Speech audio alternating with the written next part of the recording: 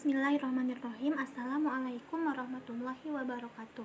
Izin memperkenalkan diri, nama saya Anggi Dwi Lestari dengan NIM 11920700007. Di sini saya akan mempresentasikan mengenai laporan proyek kewirausahaan yang telah saya lakukan.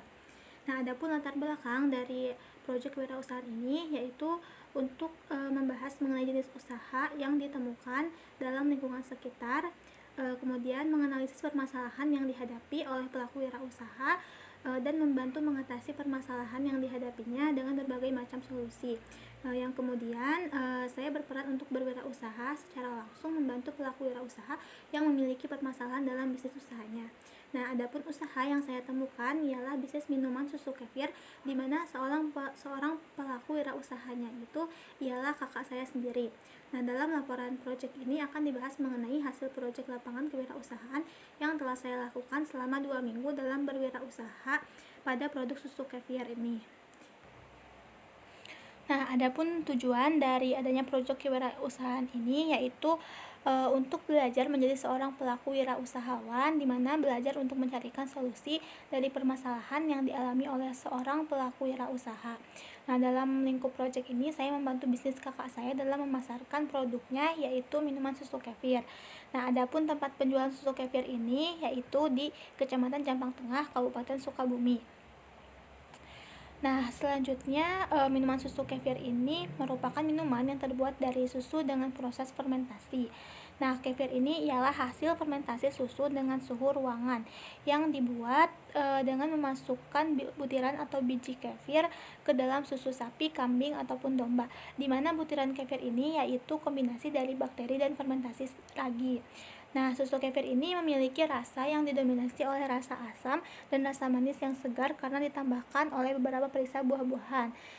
Di mana rasa susu kefir ini lebih asam daripada rasa yogurt karena rasa kefir dapat semakin kuat berdasarkan waktu fermentasinya. Nah, dari wujudnya sendiri, kefir ini berwujud cair. Nah, minuman kefir ini dihargai seharga Rp10.000 per botolnya dengan beberapa varian rasa, diantaranya yaitu original, vanilla, blueberry, strawberry, anggur, mangga, jeruk, melon, mocha, dan durian. Nah, selanjutnya penting untuk dilakukan analisis SWOT dalam berwirausaha, karena dengan analisis SWOT ini dapat mengidentifikasi dan mengevaluasi lingkungan perusahaan baik eksternal maupun internal untuk tercapainya suatu tujuan bisnis tertentu. Nah, berikut ini ialah analisis SWOT yang saya lakukan dalam bisnis usaha susu kefir ini.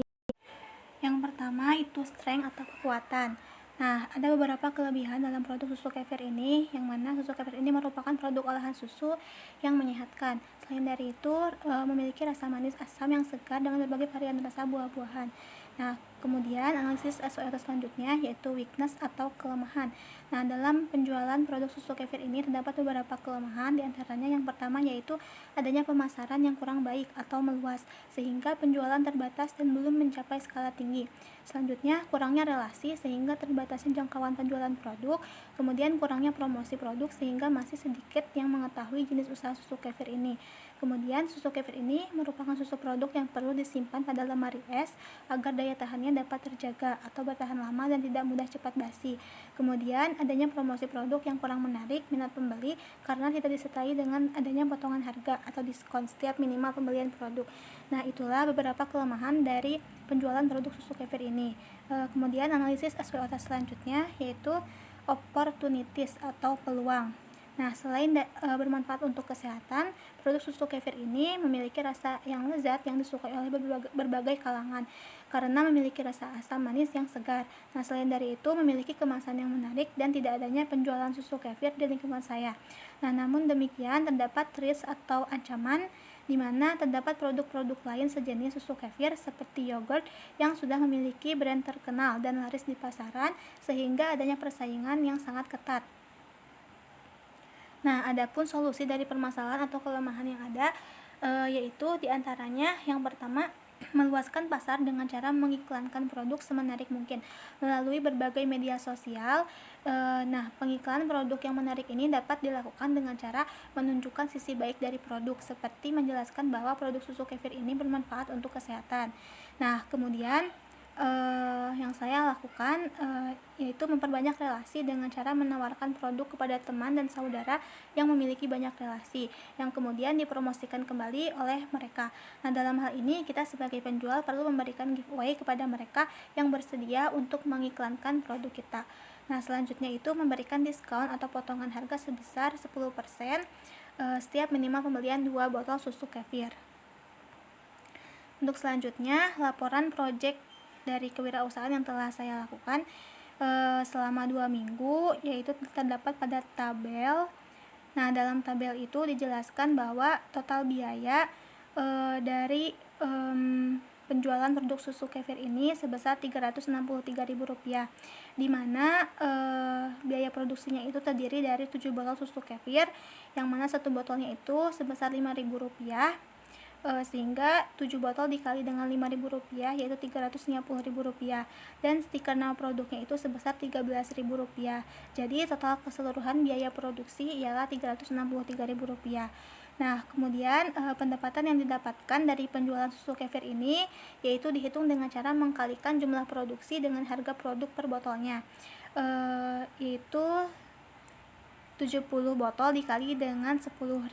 Jadi pendapatannya itu sebesar Rp700.000.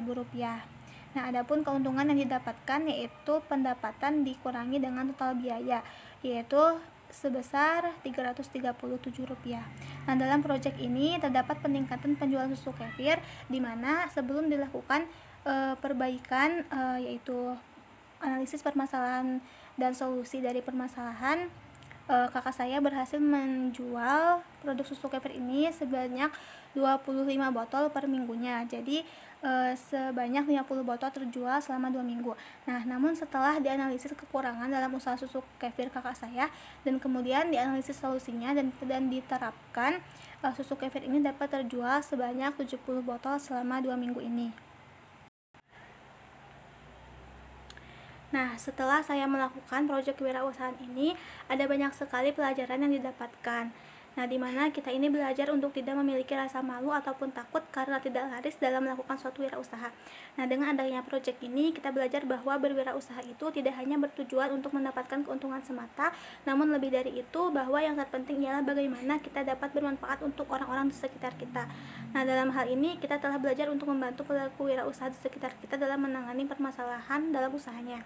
Nah, kita juga menjadi paham bahwa dengan berwirausaha selain dapat meningkatkan perekonomian, kita juga dapat menjalin silaturahim dan memperbanyak relasi dengan orang-orang di sekitar kita. Nah, demikian laporan proyek kewirausahaan ini. Semoga setelah melakukan proyek ini, saya dan teman-teman lain senantiasa dapat mengamalkan ilmu-ilmu yang telah didapatkan dalam berwirausaha di era saat ini dan tentunya di masa yang akan datang yang akan lebih canggih dan modern lagi dalam berwirausaha sesuai dengan berkembangnya ilmu pengetahuan dan teknologi. Nah, demikian, terima kasih atas perhatiannya. Mohon maaf atas segala kekurangan dan kesalahannya. Wabillahi taufiq wal hidayah. Wassalamualaikum warahmatullahi wabarakatuh.